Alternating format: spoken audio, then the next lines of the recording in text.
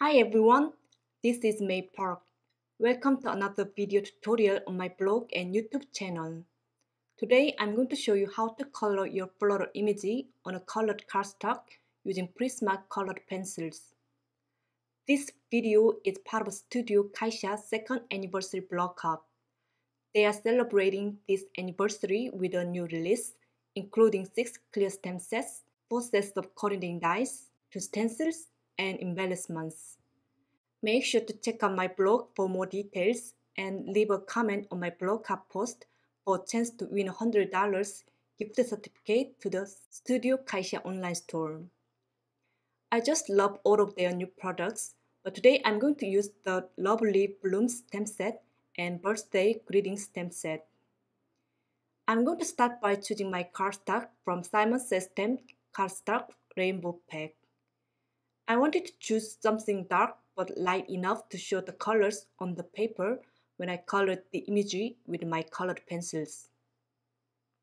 So I'm cutting my panel into 4¼ inch by 5½ inch using Timur's tonic paper trimmer out of Simon Says Stamp green leaf cardstock. If you are not sure which colored cardstock you should use, you can test it out by scribbling your colored pencils on some colored cardstock and see what the colors would look like on the same kind of cardstock you plan to color on. I'll be using my Misty stamping tool for stamping today. Since I'll be heat embossing the image after my coloring is done, this tool is essential so I can stamp the image again on the exact same position. I'm placing my panel inside my Misty stamping tool and I'm using magnets to hold the paper in place. I'm pulling out my stamp from the lovely Bloom stamp set. Then I'm going to ink up the stamp with Simon Says Stamp Khaki ink.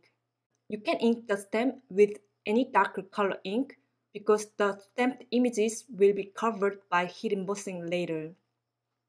I'm closing the Misty door to stamp the floral image onto my paper and stamp it one more time to make sure I get a good stamping impression. I'm going to leave my stamp on the Misty door so I can use it again to stamp the image on the same position later. Now it's time for coloring. I'm not going to show the entire coloring process as it's repetitive, but you'll get the idea how I color. I'm going to use my white colored pencil first to indicate some highlights on the petals. Then I'm going to pick my lightest color, which is pink, and fill the entire flower image from edge to edge. I'm adding another layer with darker shade of pink over the top of previous layer toward the bottom of my petals. Then I'm adding a medium pink color to blend in colors. I noticed that blending with colored pencil is not working today for some reason. I felt like I was coloring on the slick surface and I didn't like the way it turned out. When it comes to colored pencil coloring, I used to start with light colored pencil first and then add another layer with a darker shade of color over the top of previous layer. But this time, it didn't work at all. I really don't know why. So I decided to start it over, trying a different coloring technique. I stamped the floral imagery again on the green leaf cardstock and I picked 4 colors of pencils for my main flower: carmine red, blush pink, pink, and peach. This time I'm going to start coloring with the darkest color first toward the bottom of my flower and along the outline of my flower petal. Then I'm going to apply medium colors near the previous colored area and toward the end of my petal. I'm finishing off by shading the tip of my first petal with a lighter pencil. Please note that I'm overlapping colors between each application so I get a smooth transition between 2 colors. I'm also moving my pencil in a small circles to get an even, blended look and not to leave any harsh lines. You can always come back to light and medium colors to blend the colors together if you need it. Or you can outline the petals with a darker color to enhance your image. And please make sure to have your pencil sharpened between each application. It will allow you to add more layers to your images, especially when you open small areas. I'm coloring my imagery with the traditional color combo, red, orange, and green. But you could choose any other colors to achieve an unexpected look of your imagery. Just make sure to choose some bright and vibrant colors so your images can pop against the colored cardstock. Now I'm going to turn on some music and speed up the coloring process. I'll be back once I'm done coloring.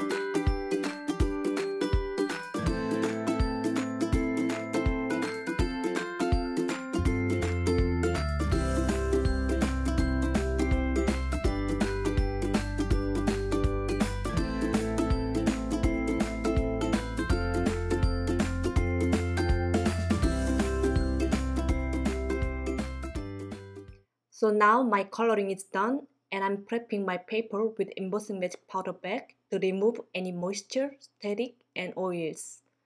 You can also use EK Success embossing powder tool. This step helps prevent any stray powder from sticking to unwanted areas. I'm sprinkling some embossing powder to test if my paper is ready for heat embossing. Then I'm going to place my paper inside my mini misty stamping tool and making sure it's the same position that I placed for stamping in the beginning. I'm going to ink up the stamp with Simon Says Stamp Clear ink. You can use any type of watermark or embossing ink for stamping. Then I'm closing the misty door to stamp it onto my paper. Since it's a large stamp, I'm going to stamp the image one more time in the same position to get a good impression.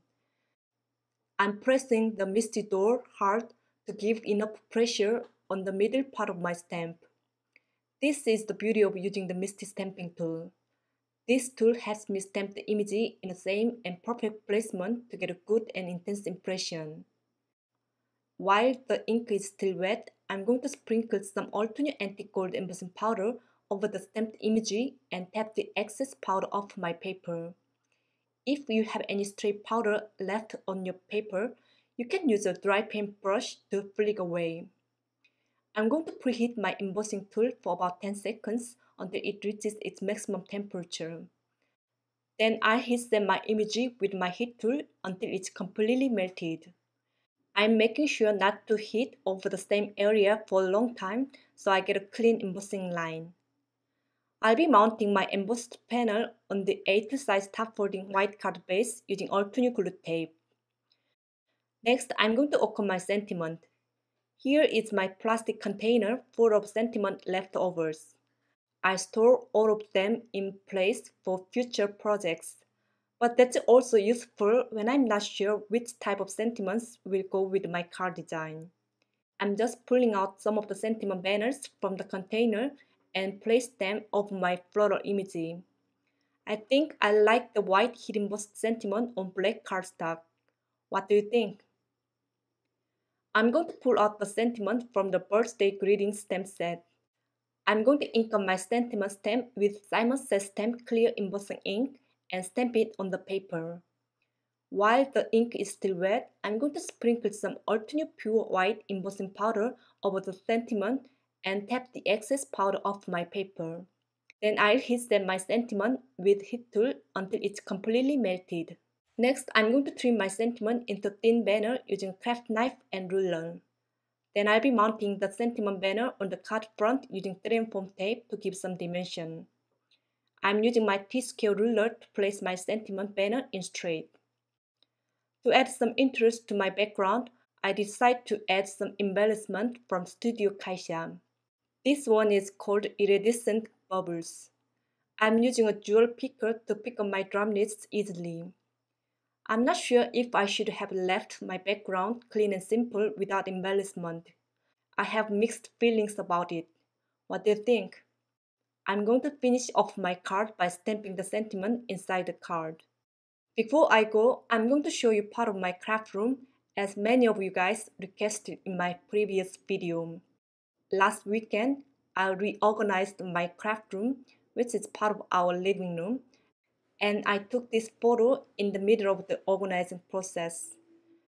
I used to have my computer on the table on the left toward the wall, but I decided to set another table in the living room and place my computer on a separate table.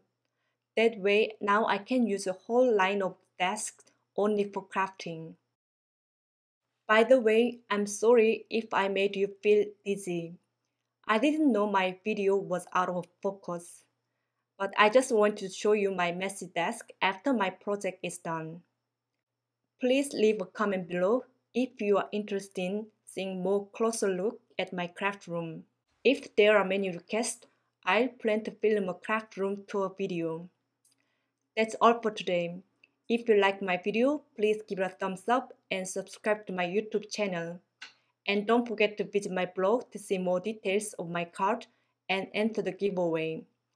Thank you so much for watching. I'll see you next time with another video. Bye bye!